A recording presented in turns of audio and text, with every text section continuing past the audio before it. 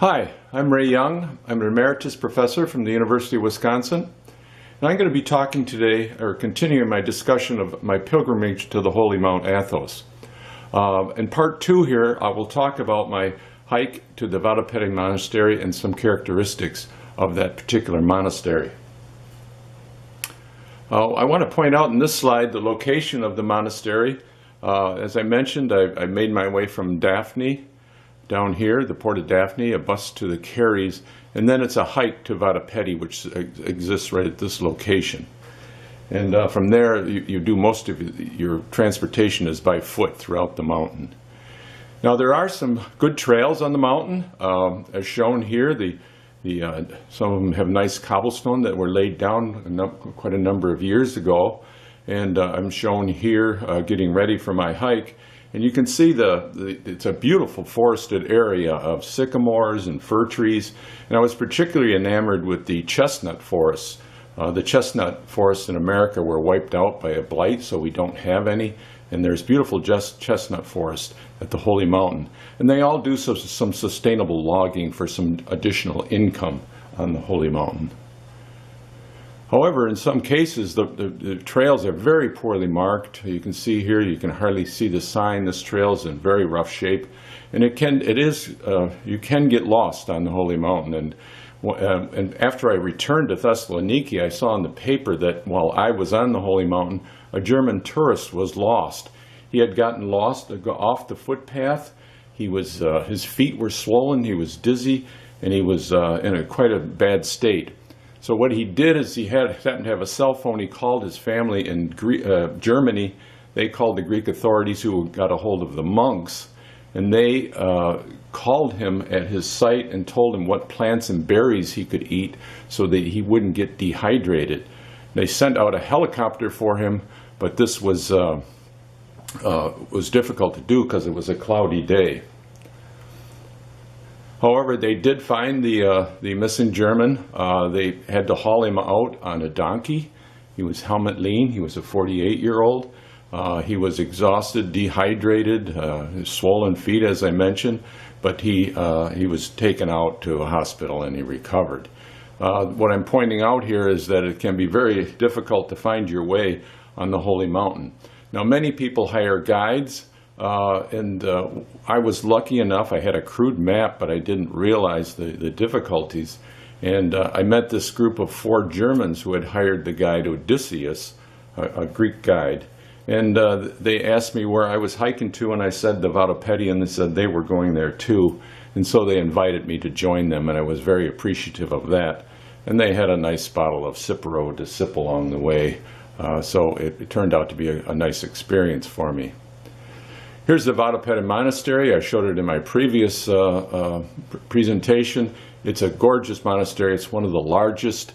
They were built like basically castles with fortifications because they were attacked by Saracens and Catalans and even the Crusaders who wanted to obtain these holy treasures. But they survived now for 1,000 years in this holy mountain, and it's a very revered place. There's probably about 100 monks now in the Vatopedi Monastery. It was built in the 10th century, and they have a very large library collection of 35,000 books.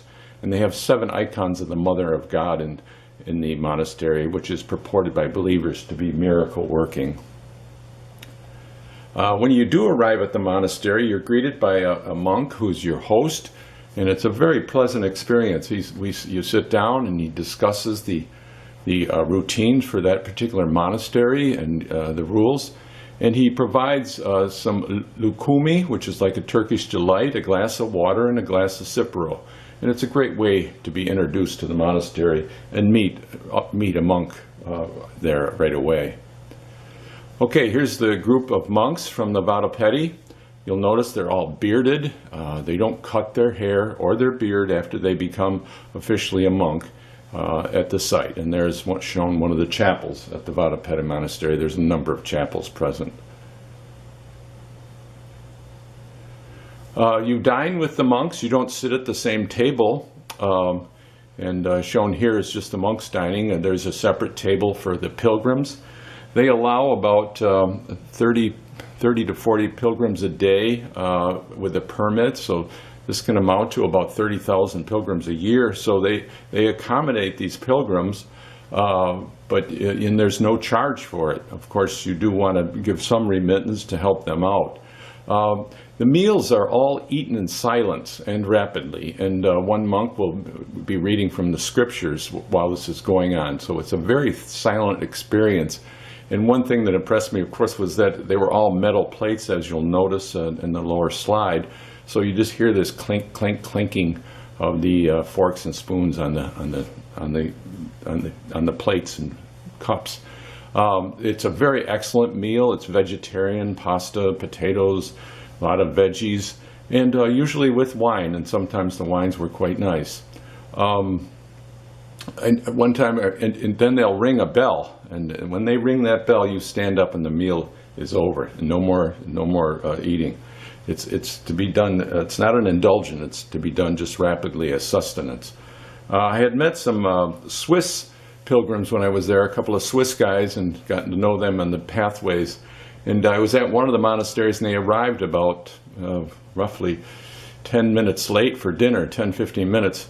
And they knew that they had to eat fast, so they came in and they were gobbling up their food. They had gotten lost on the trail.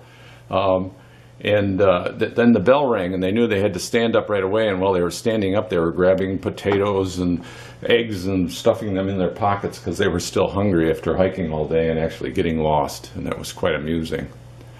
Okay, the accommodations are usually dormitory style, clean beds and sheets and pillows, very nice accommodations. You sleep with a lot of other men, of course. And the prayers. Now, a big part of their goal is to pray, to seek this union with God. And so they're on the Byzantine time schedule, but the day begins late in the afternoon. But they start praying at 3 to 4, and they'll pray for several hours and have dinner around 6 o'clock, and then go back to their cells or rooms and do further praying. Then the Scimitron is rung at 4 or 5 in the morning. You're expected to get up with the monks and pray with them. And this goes on for about 2 to 3 hours. Then the Divine Liturgy is completed. And you can see here on the upper left, in the background are some pilgrims. You can see that everyone stands in respect. It's chanting. There's incense. It's a very, very spiritual experience, and I very much appreciated it. They'll pray again 2 to 3 hours. Then you have a small breakfast of usually feta cheese and bread and some veggies. And then they do their work schedule, and finally they'll have a rest.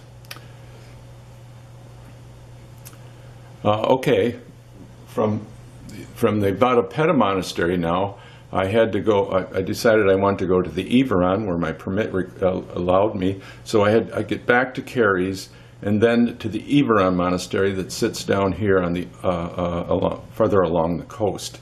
And I knew now that I needed to find somebody to hike with, and I found a monk Vasily, and I'll discuss this experience in my next presentation, where I'll talk about my hike to the Iveron, the Simino Petra, and the Grigoriou monasteries during my pilgrimage to the holy Mount Athos. Thank you.